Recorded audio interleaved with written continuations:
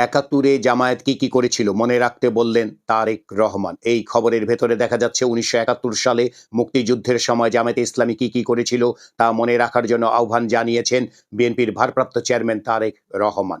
তিনি বলেন, কেউ বলে যে একবার দেখুন না এদের, তাদের তো দেশের মানুষ ১৯৭১ সালেই দেখেছে।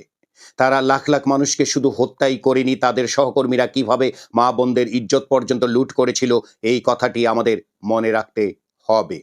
কোনো নাম উল্লেখ না করে বিএনপির ভারপ্রাপ্ত চেয়ারম্যান তারেক রহমান বলেন, একটি রাজনৈতিক দলের কিছু ব্যক্তি বা বেশ কিছু ব্যক্তি বিভিন্ন জিনিসের টিকিট বিক্রি করে বেড়াচ্ছেন, বিভিন্ন জিনিসের কনফার্মেশন দিয়ে বেড়াচ্ছেন। তিনি বলেন, দোজখ বেহেশত দুনিয়া সবকিছুর মালিক আল্লাহ। যেটার মালিক আল্লাহ সেটার কথা একমাত্র আল্লাহ তাআলাই বলতে পারেন। সেখানে আমি যদি কিছু বলতে চাই, আমার নরমাল দৃষ্টিকোণ থেকে আমি বুঝি যে সেটি হচ্ছে শিরক, সেটি শিরকের পর্যায়ে পড়ে। উপস্থিত ছাত্র দলের নেতাদের উদ্দেশ্যে তারেক রহমান বলেন, ঘরে ঘরে গিয়ে মানুষকে বোঝাতে হবে যে যারা এসব কথা বলে তারা শিরক করছে। যারা শুনবেন তারাও শিরকের পর্যায়ে পড়ে যাবেন।